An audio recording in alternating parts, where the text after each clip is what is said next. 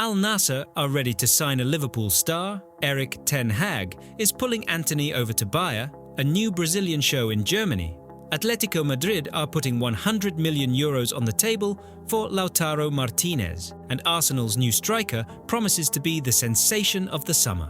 Oh right, almost forgot. The usual request for 500 likes. Because, you know, without them, the video instantly gets worse. Everyone knows that. Just kidding. But seriously, hit that like. My ego needs a little boost. Now, let's get into it. Time for the hottest transfer, rumours. Liverpool are on the verge of another summer saga. And guess who's starring this time? Luis Díaz, the same guy whose name the Cop were chanting themselves hoarse for all last season.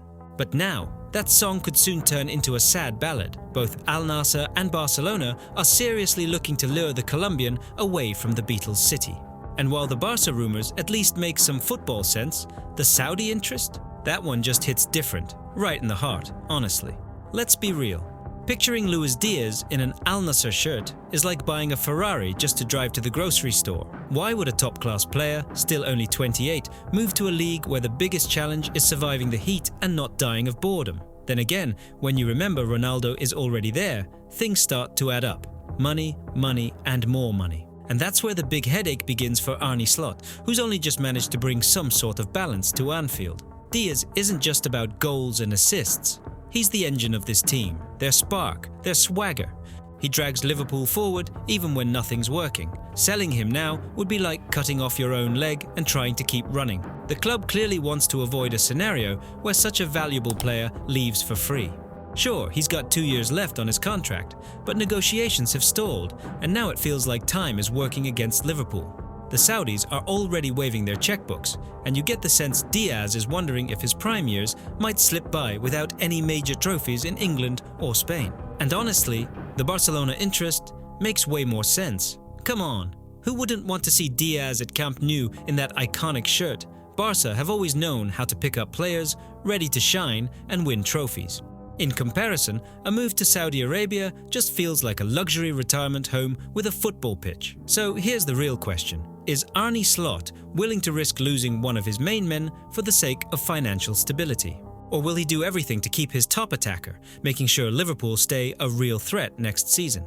And tell me honestly, does anyone really believe Al Nassr's interest in Díaz isn't somehow tied to Ronaldo? Please. They're clearly building a dream team, hoping guys like Díaz will serve up the perfect assists for Cristiano. But is that really the role Luis wants right now? Bottom line, it's a complicated situation. And honestly, watching a top player head off for a payday while still at his peak, always a bit depressing. Which, by the way, is how I feel every time regular viewers like you breeze right past that subscribe button. You wouldn't want this channel to move to Saudi Arabia for lack of support, right? Kidding. But hey, a conscious subscription always means a lot. But what do you think? Should Liverpool cash in on Díaz while they can, or hold on to him for as long as possible? Not an easy decision, is it? Let me know in the comments. You know, I'm starting to get the feeling Manchester City have realised they absolutely have to make some moves this summer. No transfer window, no chance. After last season's meltdown, bottling the title race and handing it to Liverpool, Pep Guardiola is definitely on edge. And who can blame him, especially now that Kevin De Bruyne, the brains of the entire operation, looks set to leave. Enter Ryan Cherki from Lyon, young, cheeky and ridiculously talented, with a bit of that Eastern magic in his game. Why do I say that? Just watch the guy play. The technique is unreal, almost mystical. 8 goals and 11 assists in League One last season. Numbers that make even the most jaded scouts drool. Pep caught on fast. If you want the guy, talk to him yourself. Word is, after a personal chat with Guardiola, Cherki's basically fallen head over heels for Man City. I can just picture Pep promising him the world, while Cherki's already packing his bags and house hunting in Manchester. The only snag? Liverpool, Borussia Dortmund, United, and even Tottenham were all in the running too. But let's be real, when Pep picks up the phone, the competition doesn't stand a chance. Did anyone really doubt that? Now for the good stuff, what exactly is City getting for the €40 million Lyon are ready to cash in? First off, a player who can cover 2 roles, right winger and attacking midfielder. Second, a youngster whose eyes light up brighter than the Etihad scoreboard on Derby Day. Sure, he's still a bit raw, needs more tactical discipline, but come on, it's Pep we're talking about. Under his guidance, even the laziest, most inconsistent players get turned into absolute machines. And here's a fun fact. Didier Deschamps has already called up Cherki for the Nations League final. The kid hasn't even made his France debut yet, and he's already on the verge of big things. Not bad, right? So here's the real question. Can Cherki actually become the new De Bruyne for City? Or is Pep just chasing miracles? And most importantly, do you believe in this kid, or is he just another overhyped talent who'll flop in England? Let me know in the comments. Let's talk about it. Cristiano Ronaldo is staying at Al Nassr. And not just staying, he's basically putting down roots there until 2027. That's right, until the year he turns 42. By then, I guess he'll be running around the pitch with a walking stick and an ice pack strapped to his waist. But hey, age is just a number, right? Who's going to tell him otherwise? Honestly, this is classic football drama. For 3 weeks, everyone's been obsessing. Ronaldo's leaving, he's unhappy, he's tired of Saudi football. And what happens in reality? Contract on the table, Cristiano barely hesitates, signs the deal. And here's the kicker, all this without the Club World Cup as bait. Seriously, does anyone even want to watch Ronaldo bullying poor defenders again? The kind who'll probably need to be stretchered off after he's done with them? I get it. Without him, Al Nassr are just the third best team in the Saudi League, and with him, well, still third, but a lot more expensive. Okay, he's been the league's top scorer 2 seasons in a row, no debate there. But really, is anyone excited to see the same thing play out for a 3rd year running? Now, cue Fernando Hierro, the club's sporting director, dropping this gem. Cristiano opened Saudi Arabia to the world, he's a phenomenon. Yeah, sure, a phenomenon, I'll give him that. But the whole opened the doors line? That's a bit much. Opened the doors for who, exactly? Some big names have followed him to the Saudi League, but let's be honest, none of them seem in a hurry to join his club. Looks like even Ronaldo's crazy salary can't disguise the fact that Al Nassr aren't exactly stacking up the trophies. And here's the funniest part. Why did Cristiano actually stay? Turns out, he didn't really have any decent offers. Imagine, the guy was ready to bolt at the first chance, but Europe gave him a hard no. Morocco wasn't exactly prestigious, and even a loan to Al Hilal fell through. So what's left? Right, sign another fat paycheck and pretend everything's fine. Now, get ready for another summer of Al Nassr panic buying in the transfer market, because you just know Ronaldo squeezed out a few more transfer promises for himself. Will it make a difference this time? How many signings does it take to build an actual team? What do you reckon, guys? Is Cristiano really going to see out this contract, or will he bail before 2027? Place your bets in the comments. Atletico are at it again. Another big rebrand up front. Seriously, how many times has Diego Simeone tried this trick? But this time, it feels especially epic. Out goes club legend Antoine Griezmann, and in comes Argentine goal machine Lautaro Martínez. And honestly, that sounds incredible, even if it all depends on one big if. Griezmann has spent 9 seasons at Atletico. Sometimes it feels like he's been running around there since the dinosaur age. Sure, his contract runs until 2026, but let's be real. Contracts mean nothing when MLS money is involved. The Frenchman's last season didn't really go to plan, and now it looks like he's seriously thinking about heading across the pond. Sunshine, Miami beaches, a peaceful retirement, and no more Simeone breathing down his neck. Sounds tempting, right? And if Greasy really does head to America, Atletico will need to splash the cash, big time. Their number 1 target? Inter's Lautaro Martínez. But he won't come cheap, we're talking 100 million euros. Transfermarkt rates him at 95 million euros, but honestly, that extra 5 million is pocket change for these football execs. Now just imagine for a second, Lautaro linking up with Julian Alvarez in Atletico's attack. That's a full-on Argentine tango up front, a duo that's already been tearing it up for the national team. Simeone must be drooling at the thought. That combo is literally every manager's dream. I bet even Real Madrid fans would get a little nervous seeing those two line up together. Of course, Inter aren't too keen on letting their star man go, they're not just going to roll over and hand him to Atletico. But then again, money talks, especially in football, right? Plus, Lautaro himself might be tempted by the idea of playing under Simeone, his fellow countryman, and taking on La Liga. Let's not forget, 7 years ago, he was just a step away from joining Atletico. Maybe fate's giving him another shot. But, like I said, it all comes down to Griezmann's decision. So, sit tight and let's wait to see where the Frenchman ends up. In the meantime, let's just dream about Lautaro tearing up La Liga if everything falls into place. Tell me that wouldn't be a fire transfer story. Looks like Mikel Arteta has decided it's finally time to bring in his own Hulk, a guy who can bulldoze an entire defense with one arm and still score headers while basically kneeling. That's right, Arsenal are going all in for Benjamin Šeško from RB Leipzig. And this time, it's not just idle gossip, the talks are serious. No, we're not talking about Gyökeres from Sporting, even though the guy's banging in goals for fun. Arteta doesn't just want a goal scorer, he wants a real battering ram, someone big, mean, and ready to turn the opponent's box into a war zone. Sure, people dream about Isak, but let's be honest, is that even realistic anymore? That ship's almost sailed. Šeško, though? He's the practical, battle-tested option, although affordable isn't exactly the word I'd use. Fabrizio Romano himself has confirmed. Arsenal aren't just glancing Šeško's way, they've gone straight to the negotiation table. And get this, it's already Arteta's third attempt to bring the Slovenian to London. Leipzig told Arsenal to get lost in both January and May 2024, but maybe third time's the charm. The Germans seem to sense this one's different. The talks are way more intense now. Šeško's season in Germany? Solid. 21 goals and 6 assists in 45 games, and he's only 21. You look at him and just think, this guy's the real deal. He's not just a tank who bulldozes everything in his path. The kid's got brains, vision, and legit technique. And the way he peels off defenders and runs in behind, that's tailor-made for Arteta's style. Everything fits. Pressing, aggression, aerial duels. This is the ideal machine for Arsenal 2.0. But yeah, there's one tiny catch, the price tag. Depending on who you ask, it ranges from wow to are you kidding me? Oh, and speaking of not pulling the trigger, 80% of you are still watching these videos without subscribing. You're acting just like Arsenal before signing a proper striker, always waiting for something. Hit that subscribe button already, it's free. And it lets me know all these transfer rants aren't for nothing. I mean, I'm not asking you for 92 million quid. According to Transfermarkt, Šeško's price is about £55 million, but the Telegraph are tossing around insane numbers, £92.5 million.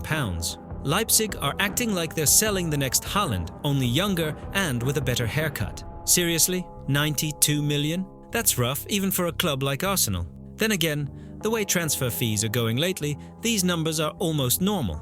But let's be real, it still stings to fork out that kind of cash. And you know what's funny? If Arteta does land Šeško, it's more than just plugging a gap. It's Arsenal finally admitting their attack was a disaster. Because after a move like this, everyone will know Arsenal have finally got themselves a striker who'll actually terrorize defenders, not just loiter in the box waiting for a cross. So buckle up, folks. It's going to be a long, possibly nerve-wracking summer. But I've got a feeling Šeško might just be the guy to make the Emirates roar again. What do you think? Is the Slovenian worth it, or should Arsenal look for a bargain somewhere else? Drop your thoughts below. Joan Garcia is suddenly the hottest name on the goalkeeper market, and it looks like the battle for his signature has turned into a proper Royal Rumble. Barcelona, Arsenal, Newcastle. You've already heard those names in the mix. But now, Manchester City have thrown their hat into the ring. Guardiola has officially decided to stir the pot. Pep's clearly fed up with Ederson, who's either injured, recovering, or heading right back to the treatment room. How long can you put up with that? So here comes the logical move. A young, hungry, in-form keeper, Garcia from Espanyol. This guy literally dragged his club out of relegation and single-handedly kept them in La Liga. And now, he's got a queue of clubs at his door. The best part? His release clause is just 25 million euros. But of course, nothing's ever that simple. Barcelona are already drooling over Garcia and are reportedly ready to do the unthinkable. Sell Marc-Andre ter Stegen. Imagine that. The captain, the veteran, one of the club's last icons, up for grabs. There's just one issue. Ter Stegen himself isn't exactly dying to leave. And with his massive wages, finding a buyer isn't going to be easy. Now picture this. Garcia's transfer could change everything. Barca offload ter Stegen, keep Szczęsny as backup, and bet on the young Spanish talent. Sounds great, right? But there's one catch. Garcia doesn't want to ride the bench. He's not the type to spend years waiting in the shadows behind a club legend. He wants a starting spot right now, and Barca just can't guarantee that at the moment. Szczęsny, remember, has already outperformed everyone last season and looks rock solid. Enter Manchester City once again. Premier League, England, the glitz, the money, and maybe a genuine shot at becoming first choice right away. Plus, rumour has it that Pep's ready to make room, and you know when Guardiola sets his mind to something, he gets it done. Clubs are getting nervous, especially Espanyol. They've already put a clever clause in Garcia's contract. If someone activates the buyout in the last week of the transfer window, the price jumps from 25 million euros to 30 million euros. No stalling, basically. So right now, everything's up in the air. Barca are the favourites, but can't guarantee a starting role. City are the dark horses, but with a huge ace up their sleeve. Word is, a decision could be made in the next few days. But what do you think? Is Garcia the next number one for Barcelona, or will he chase his dream in England? The Blues from London are back at it again, casting their transfer net, and guess who's caught on the hook this time? That same guy from Merseyside, Jarrad Branthwaite. Remember him? Everton's rock at the back, the centre-back Manchester United chased all last season. Feels like déjà vu, only this time it's not the Red Devils knocking, but the aristocrats from Stamford Bridge. Honestly, I'm done being surprised by Chelsea. Every summer, it's a new transfer saga, fresh names, and a mountain of cash on the table. And now, it looks like they've decided it's time to finally fix their leaky defense. And who's the most wanted man in the Premier League right now? The one Everton are desperately trying to hang on to. Branthwaite, of course, 22, English, a brick wall at the back, and, most importantly, already battle-tested in the Premier League. Last year, if you remember, United reportedly put in an offer of about £50 million plus bonuses on top. Sounds decent for a young defender with zero top club experience, right? But Everton, they dug their heels in and said, our guy's worth all of £70 million. This for a defender who hasn't even played in the Champions League or lifted a trophy. Everyone laughed back then, like, come on guys, are you serious? But with today's crazy inflation on English talent, £70 million doesn't even sound that wild anymore, does it? Harry Maguire cost £80 million, so 70 for a younger, more promising defender. Well, maybe it's just the going rate now.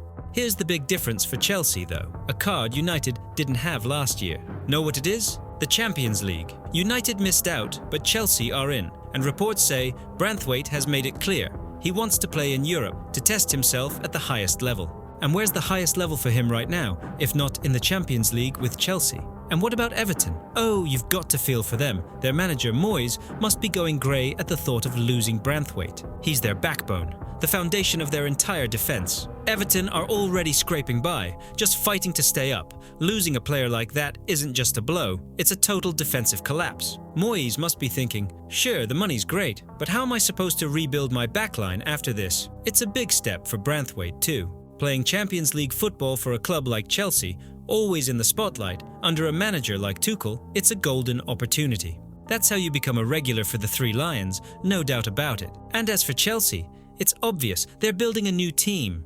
They don't just need a good player, they need someone with a good head on his shoulders, Premier League experience, but still young and with serious potential. Branthwaite isn't a superstar for crazy money. He's more of a smart, long-term investment. He's physically strong, dominant in the air, solid with the ball at his feet. Basically, everything you want in a modern centre-back. It finally feels like Chelsea have learned from their mistakes. Instead of panic buying everyone in sight, they're actually thinking strategically now, trying to build a defence that can carry them to European trophies. Well, let's see how that turns out for them. But what do you think? Is Branthwaite exactly what Chelsea need right now? Let me know in the comments. Chelsea have landed themselves right back in a classic Sancho puzzle. On one hand, the guy has shown flashes, like he's about to become the new fan favourite at Stamford Bridge. But then, half a season goes by, and everyone suddenly remembers why people keep doubting him. Let's be honest, 5 goals and 10 assists in 42 games isn't exactly mind-blowing for someone with those wage demands. Sancho is reportedly after £300,000 a week. That's not just pocket change, that's a wage explosion for the Blues under their new pay structure. Now, Chelsea are apparently ready to pay Manchester United £25 million to make Sancho's move permanent. By Premier League standards, that's nothing. A mid-table defender would cost about the same these days. But here's the real issue. It's not about the transfer fee, it's all about Jadon's salary expectations. The Chelsea board have made it clear, if Sancho wants to stay, he needs to forget about those top 5 wages. The new system? Low base pay, lots of bonuses, keeps everyone hungry and stops financial fair play from breathing down their necks. Remember how they lured Caicedo and the rest with long-term deals? Same story here. And if Sancho says, "No way, I want my £300,000 a week," Chelsea will just send him packing back to United and pay a £5 million penalty. That's basically a rental fee, shake hands, and move on. Simple as that. Accept the Chelsea terms or start packing for Old Trafford, where, let's face it, nobody's rolling out the red carpet for him. What do you think? Will any top club actually take a risk on a player with this reputation for that kind of money? Personally, I reckon this is Sancho's real crossroads. Chase the cash and risk riding the bench again, or swallow his pride, take the hungry contract, and actually fight for a starting spot at a top club. How much motivation does he even have left at this point? Honestly, it's pretty wild that Chelsea are even considering keeping him after such a shaky loan spell. Are they really that desperate for wingers, or do the Blues still believe there's a player in there somewhere? I have my doubts, but this whole thing is less about the club and more about Sancho himself. Does he actually have it in him to rebuild his career and get out of the rut he's been stuck in since leaving Dortmund?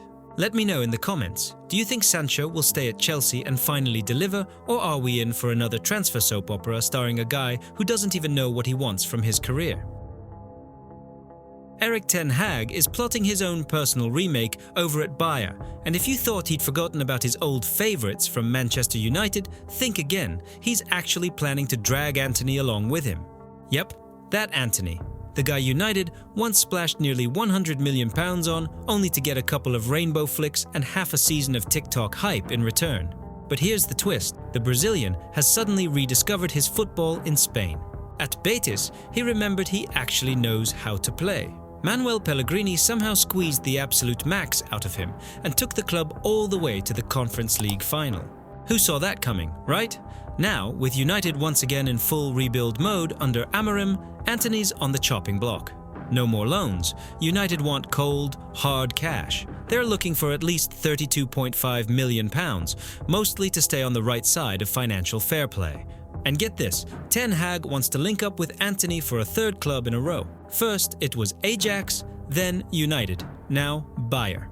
Is this football's ultimate transfer bromance? Ten Hag genuinely seems to believe that, in the right environment, Antony can light it up the way he did back in the Eredivisie. And maybe he's right. In Germany, with more space on the pitch and less rotation, Antony might actually flourish. But wait, there's more. The cherry on top. Garnacho. Rumour has it, things are totally broken down between him and Ruben Amorim. The manager basically told him, pray you find yourself another club. So now, he's being chased by Chelsea and, you guessed it, Bayer again. But with all that competition, the main focus is back on Antony. Especially since his wages are apparently pretty reasonable, something you almost never see these days. So Ten Hag's out here building his own Ajax 2.0, the Bundesliga edition. Will it work, or are we in for another season of drama and excuses? Drop your thoughts in the comments. Who do you think will actually break out? Antony or Garnacho? Or are Bayer about to waste a load of money all over again?